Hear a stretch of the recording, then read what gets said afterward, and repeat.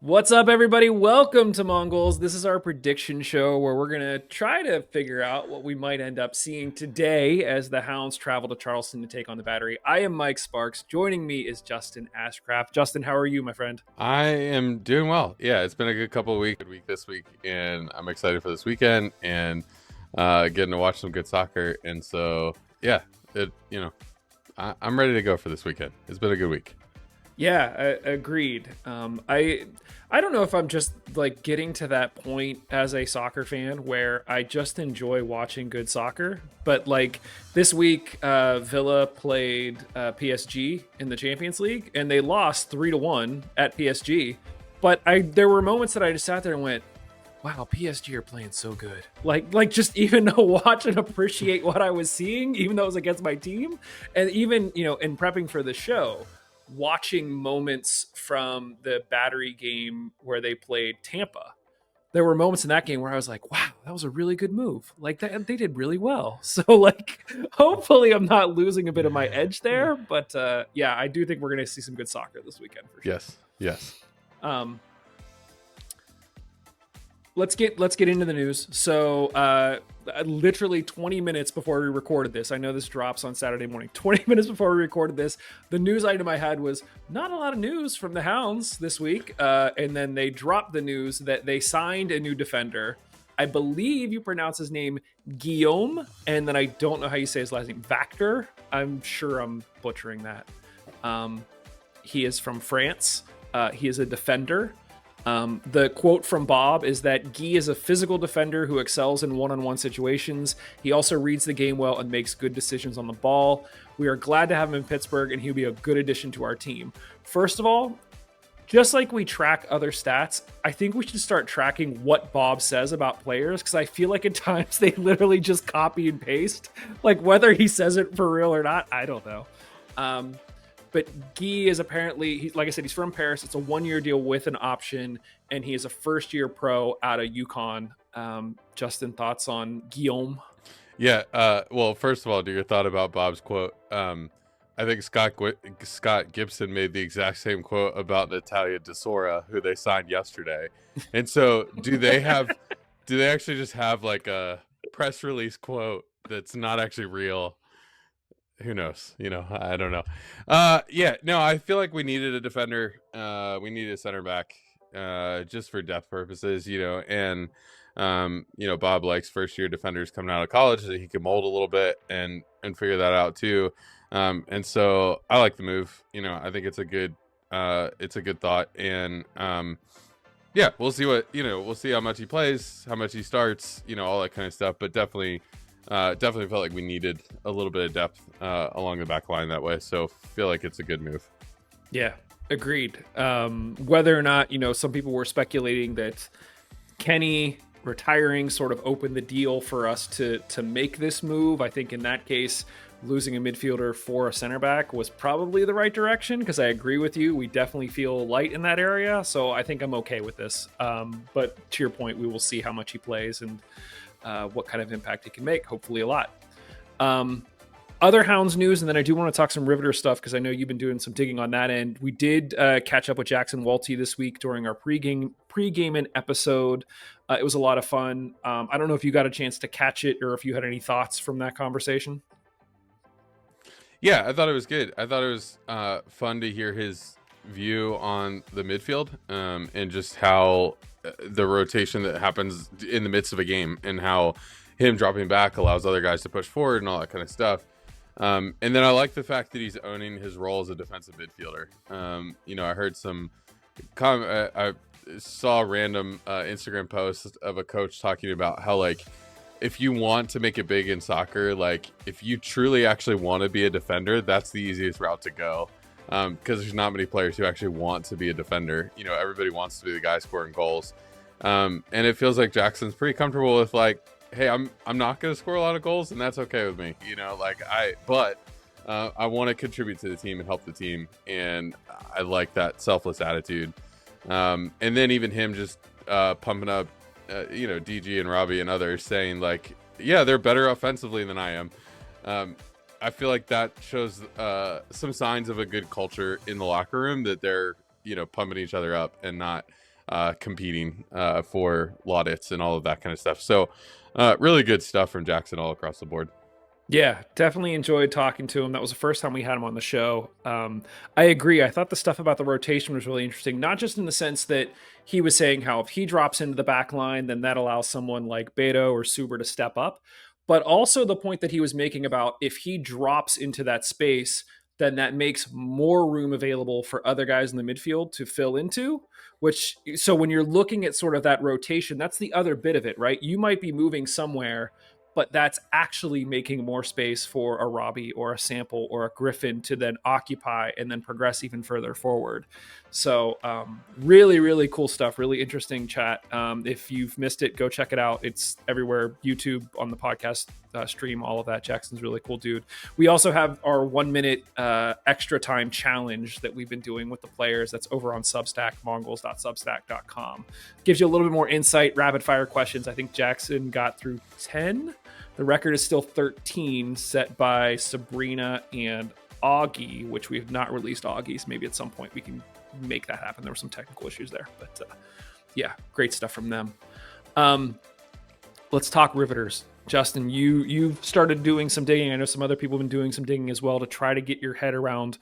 It feels like every week they're announcing new player signings. When they're like, what does this mean? Where is it? Let's talk about what you dug up. You have a document. Let's get through it.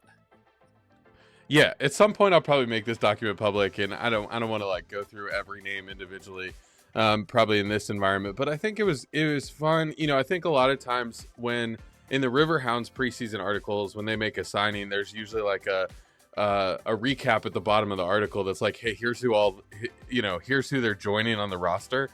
And that hasn't been the case with the Riveters articles. And so I haven't felt like I've been able to I was like, I wonder where the roster is right now. Like who's on this roster? Like who all is on this roster? So just went back through all the press releases, trying to figure out some names and all that kind of stuff. And yeah, it's pretty exciting. You know, the back line is looking really good. I think when you talk about goalkeeper, you've got Pauline Nellis, Bailey Herforth, and both of them have had W League experience. Both of them are doing well in their college programs, and so you feel like that's going to be a good goalkeeper competition. I would think they're probably going to be looking for a third keeper at some point in time, but on the other hand, this is kind of an off season for women's soccer. There's not the Olympics, not a World Cup, you know, and so there's a little bit of you may not see some of the pull away of a Pauline, you know, in a tournament, international tournament. And so she may be able to stick with the Riveters for the whole summer. So whether they add another goalkeeper, I don't know. But it seems like that position is loaded up well. Backline, again, loaded up well as well. You know, Tessa De La Rose is obviously the kind of key component of that, and will be kind of the focal point of our defense. But a lot of fun names kind of beyond that. Piper Caulfield will be a familiar name to anybody who's familiar with the RDA, but she's at Indiana. Fun thing about her, she could take a PK. So I don't know who's going to be our PK taker, but she can take one and has been taking some of them for Indiana. So has a couple goals for Indiana, you know, from the spot. So that's an interesting piece. Emily Kirkpatrick is another fun name, RDA alum as well, but is out of school at this point. I think graduated this past year. So it'll be a fun name to have around. And then, like I said, now Natalia DeSora, I think is a really fun one that they just signed this week. She's actually a junior this year, and so actually won't be a senior until this coming year. And but she's committed to Wake Forest, so that's a fun one. High schooler who, you know, will get to spend the summer with the W League team. And so those are a lot of fun names along the back line. As we approach the season. Midfield is a little bit interesting. I think it's a little bit light at this point in time. Depends what system they're playing. I don't know what system they're going to play. I don't know what Scott usually plays. So that's where I wanted to do some more digging into that to see what position Scott, or, you know, what formation Scott usually plays. But kind of the interesting thing about that, the first two signings were Kennedy Neighbors, who's a teammate of Piper's at Indiana. but not an RDA alum, not even local. And then Tatum Nelson from Cornell, who is not an RDA alum. Those are the first two signings. Carola Fontan from Spain is an interesting signing, not an RDA alum, and graduated from school, I think. And so that's going to be an interesting one, an interesting name to keep an eye on. But I would think there's going to be, if there's additions at this point, there's going to be some additions made there. It's and then interesting. going to forward, real quick before you jump ahead. to forwards, it's interesting that the players that you announced, especially in the midfield, aren't RDA alums, because typically the midfield is kind of like the engine of the team to help you move from defense to offense. I know that we have some RDA alums in the offense, and talking to some of the players and some of the chatter online, part of the reason why they're sort of confident in being able to ramp up so quickly, especially with so many players in college, and like college ending almost as the season is starting, is so many players are familiar with Scott's system already. And so to have sort of players in the midfield who may not be, and I'm probably overvaluing that, just could be an interesting thing to watch once the season gets rolling. Yeah, and you've got three or four of them. You got Kate Friday, Chloe Kumakoski, Gina Proviano, and Ella Belova all have RDA. So there are four midfielders there, but out of the position, there's seven midfielders kind of signed on the field. Now, some of those defenders probably can step up into midfield at times. I know Tessa has played defensive midfielder at times, so there's probably some. Again, yeah, I'm probably overstating the situation, but I think it is interesting that a lot of the names, kind of first look, are not RDA folks. Yeah. Yeah, and then forward, Sabrina, I thought her interview the other week was fantastic. Excited to see her play on the field and what is to come there. But really exciting names here. Carolina Lucci, not a local product, not an RDA product, but just graduated from college, left her college career with 51 goals and 16 assists.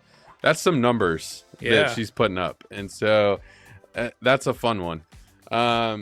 Robin Riley and Lily Bain, both RDA alums. Just Robin Riley went early entry into WVU, so she's there now, but didn't, just graduated from high school. And then Lily Bain has not graduated. She's at Canon Mac, which is where Sabrina Bryan came out of as well. Has not graduated yet, but will be going to Purdue in the fall. And then Ava Boyd was signed earlier from Pitt. Holly Pasco from Point Park. So lots of local products there. So that brings us to 26 players on the roster. 17 of them are RDA affiliated. 2 of them are local but not RDA affiliated. And then 7 players who are not local and not RDA affiliated as well. So it'd be interesting to see how the teams come together and kind of bond together. A couple just interesting things. So Tessa De La Rose, Sydney Lindemann, who I didn't mention on the defensive line, and then Emily Kirkpatrick. They played together on the team that won the ECNL Showcase Cup several years ago. And so there's a defensive line that's kind of already together and could end up just playing together for the Riveters. And then Piper Caulfield and Tessa both played for Racing Louisville. So the Louisville women's team has an NWSL team, but also has a W League team. And their W League team, they played for their W League team last summer, so they played together as well there. And so it could, a lot of players who have played together for a lot of years, but just wanted to give a quick report about where, we're a month away from the season starting and 26 players on the roster. So I feel like we're in pretty good shape. Yeah, no, I love it. I saw the list and I went, wow, that's a lot of players. You kind of lose track, like you said, when you're announcing 1 or 2 a week. You're just like, it's probably getting big. But to see it actually broken down positionally was fantastic. And it's taking this kind of amorphous thing, and as we get closer and closer to the first game, I think painting that picture of what we're really gonna be able to expect is good. It's interesting, it's fun, it's helping us get into it deeper and deeper. So love it. I'm sure as we get closer, we'll probably try doing just like we do with the guys side, try putting together some predictions about where do we think people will play. I don't know if making sure that they're out of school by the time the season starts is going to be a factor that we're going to have to consider with some of these games. But Definitely want to do more player interviews. Definitely want to have Scott, maybe Reagan back on the show too, just to sort of get their feelings as we get closer. But definitely an exciting time. So I appreciate you putting in the legwork to get that all together and share that with everybody. Yeah, I'm excited to dig in a little bit more too, and even try to find some highlights and see kind of what position these girls are playing as they play for their college teams. Even try to see like what they played in the RDA and all that kind of stuff. So I haven't had time to like dive into all of that yet to see kind of like, all right, you play in the midfield, but are you more of attacking midfielder or defensive midfielder? You know, I could look at your stats and probably see, you haven't scored that many goals. You probably play more defensively. But that, you know, it doesn't tell you a ton. So it'll be interesting to see as we get toward the season. And then once we see this team on the field, see where these girls are playing on a regular basis, it'll be exciting times. Agreed. Can't wait. Let's talk about Charleston. This is our prediction show, so we'll try to get into some of what we think we might see this week, or I should say today, as the Hounds travel to Charleston to take on the Battery. As a reminder, Josh's Dogs of War video dropped yesterday, and it was very focused on the Old Guard Shield. Those of you new to the team, go check out that video. It's on Instagram, it's on YouTube, it's on TikTok.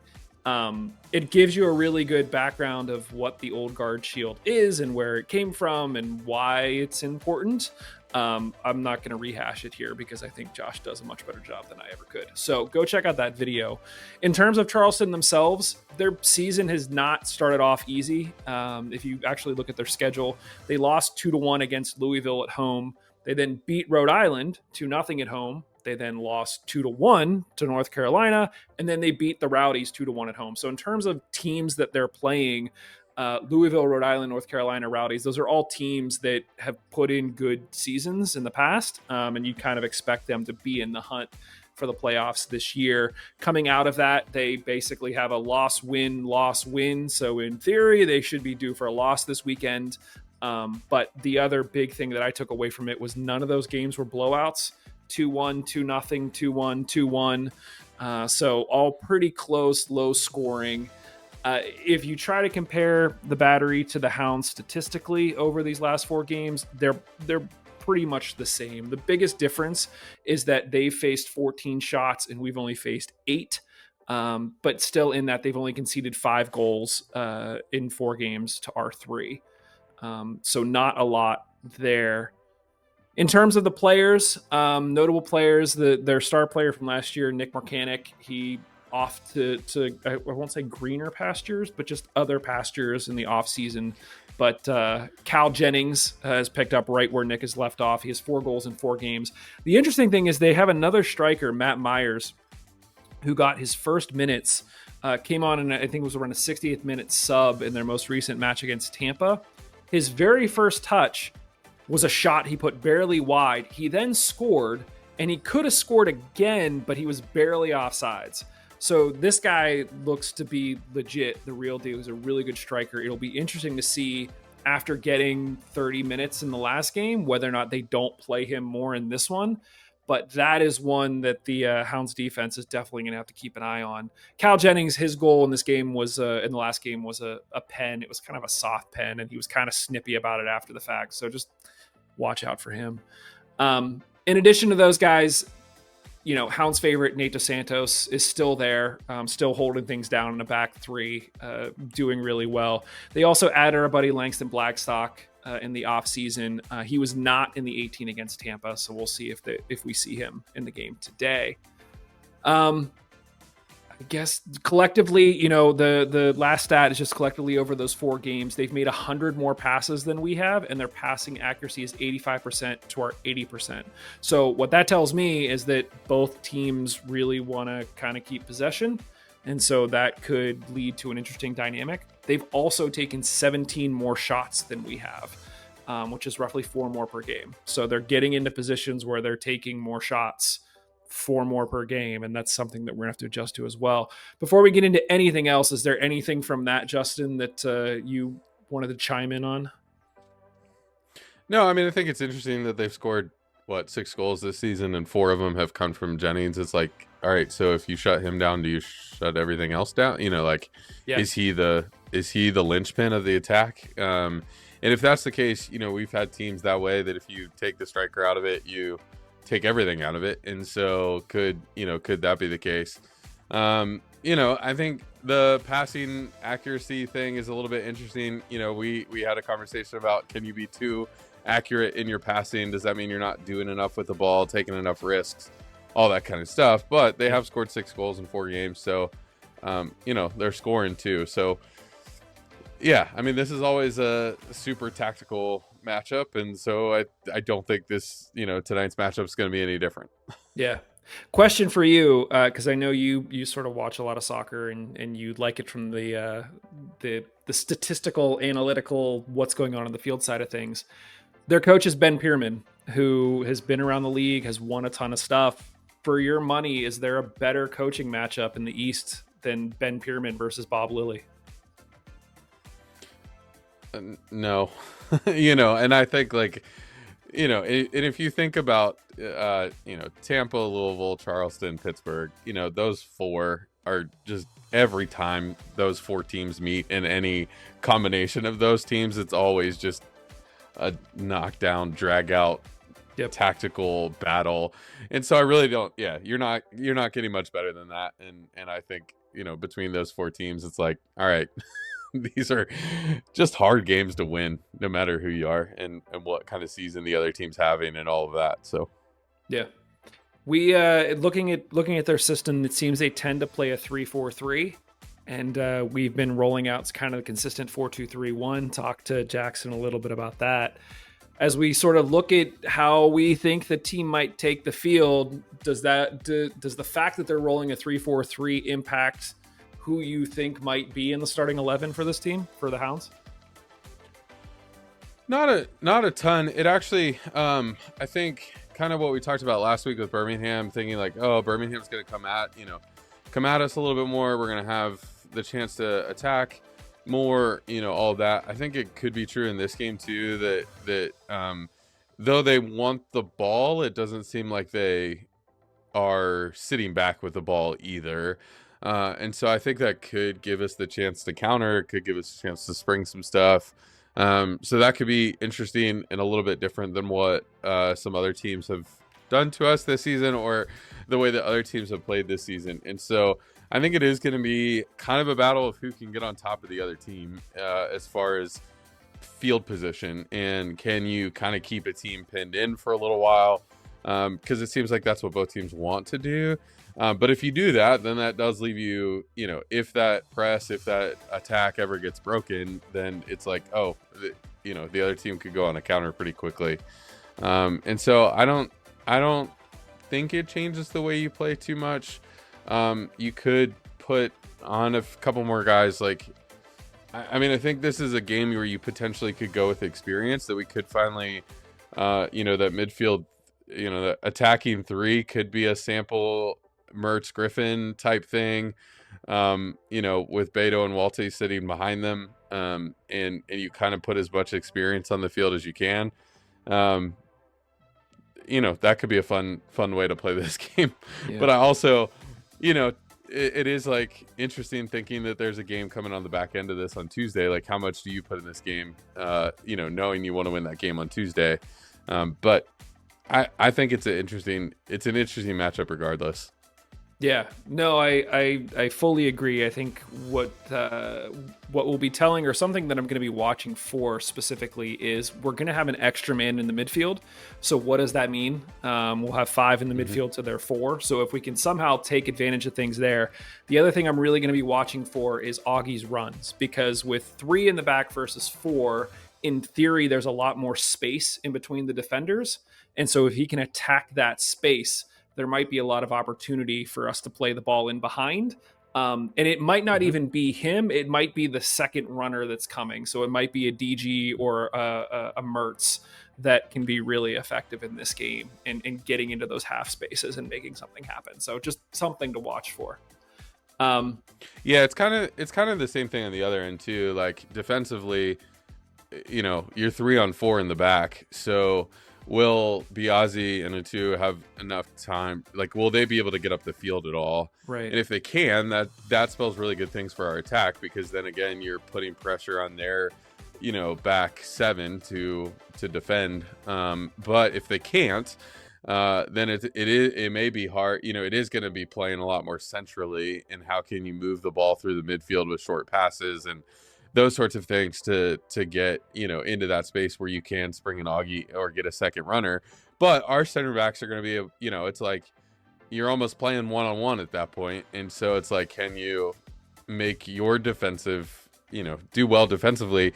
Otherwise they're going to have a second runner coming, so you got to make sure to win the first ball. Yeah, this feels like you just said, anytime these two teams get together, it's a smackdown, drag 'em out kind of battle. Give me your score prediction. How do you see this thing playing out? I say probably a 1-1 draw this weekend. Like, it's on the road. It's all I kind of, it's like, I don't want to make the homer. I want to be like, oh, we're going to win. We're going to go down there. We're going to win 2-1. Do I think that's what's actually going to happen? Probably not. So I either think it's going to be a 1-1 draw or probably like a 2-1 Charleston win, but I'll say 1-1 draw. Yeah, I'm with you. I'm going to say a 1-1 draw, and I think I'm happy about that.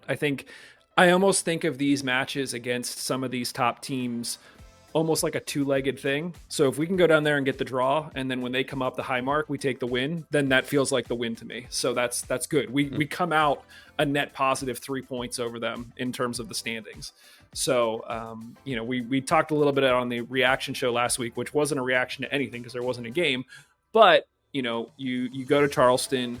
We're going to go to Crew 2. We then play Loudoun the following Saturday. So 3 games over the course of a week. If we can take a point away from Charleston on the road, I think I take that, and I'm okay with it. If anything better is great. Would love to see Augie get 1 too. After, coming up just short. The one was offsides against Birmingham, but get him back on the board. So yeah, more of the same. Yeah, with Augie specifically, I think, it'll be interesting to see once Jockerson is in the lineup, like how, if some of that pressure is just taken off of him, and all that stuff. And, for Garcia, for Borgi, for O'Toole, for, Charles All has been injured, but I think, they're doing what they can, but these guys are young players who haven't played a ton in this league, and so they're still learning the league in a lot of ways. Where Jockerson, I think, has more experience. Didn't play a ton in MLS, but trained with the MLS team, and then came in and did some stuff at the end of last year. And I think that could take a lot of the pressure and focus off of what Augie is doing, to free Augie to make some space. And I think my feedback or my thought on Augie all season has been he's doing some really good things, but if all we can say at the end of the season is he created space for other players, he's not done enough for me. And right. So it's like you at some point he's got to start putting the ball in the back of the net. But will Jockerson create more space for him to do that? I think so. And so I'm excited to see what happens when that happens, but we've got to continue to get some points before that happens, or we're going to be in a hole when Jockerson comes back. Agreed.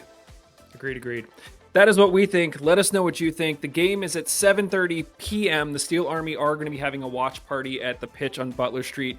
Heads up, if you're not going to the watch party, the game is on Golazo, which means that you will need KDK Plus or Paramount Plus to watch it on streaming. It won't be on ESPN, so you've been warned. As we mentioned, the Hounds will have a quick turnaround. They're going to be at Columbus Crew 2 on Tuesday at 6 p.m. in the Open Cup. I don't know if you and I will do a prediction show for that one because we'll be coming hot off the heels of the reaction show from this game, but we'll see. If you're down to do a show on Monday, maybe we'll do a show Monday. Otherwise, here's hoping the guys can go and at least snatch a point on the road. Anything more would be great. And otherwise, thanks, everybody. We will be back with more Hounds and Riveters content for you very, very soon.